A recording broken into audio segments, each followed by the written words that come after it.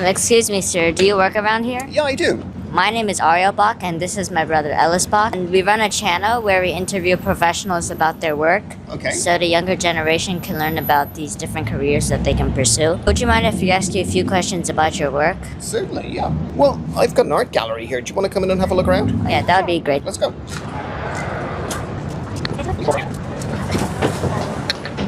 Thank you.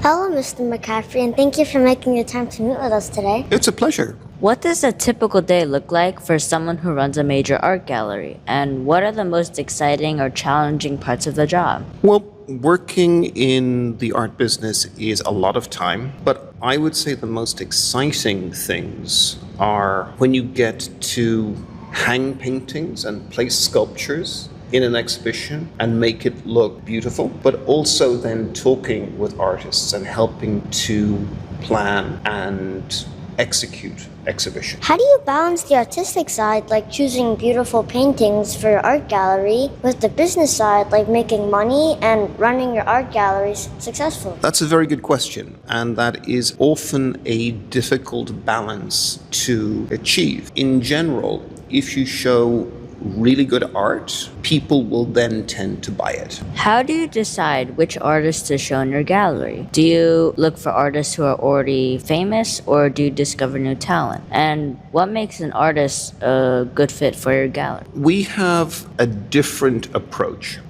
because we became well known as a gallery by looking for artists who were from different countries, who hadn't been welcomed to the United States. So Japanese artists, Korean artists, and we were then able to show their work very successfully. At the same time, we show some very famous artists from Germany and from the United States. So it's a combination of both. Can you walk us through how a sale actually happens? Who buys the art? How do you price it? And what happens after somebody buys the painting? This could be a very long answer to a question, but we agree the pricing with the artist, and we agree that we're going to make an exhibition, or we're going to show the work at an art fair, which could be in any city, anywhere in the world. And we send out invitations to the general public, also to those people who we know are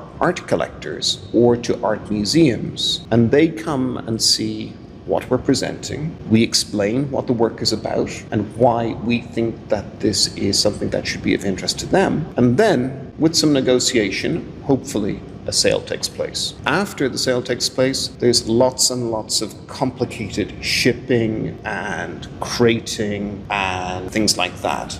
But that's basically how it happens. How do you think the art world has changed because of technology, online selling, and social media? And do you think art galleries still need full spaces, or do you think the future is more online? This is a really interesting question because I would have a different opinion from many of my peers, because so much is online now, but people look for the experience of seeing and being around real art rather than art that is shown on a screen. And the art market is very traditional, and people have tried to bring technology to change the way that people consume art, but it hasn't really worked. However, something like Instagram is important for sharing images, but what people really want art for is for that physical interaction with paintings and sculptures. So technology is important, but not as important as you might think. What is one piece of advice you would give to young students like us who might be interested in running their own art gallery someday? What would you say are some important subjects that they should focus on in schools? And what would you say are some experiences that would help me get on that path? I would say you need to study hard, and you need to study art history,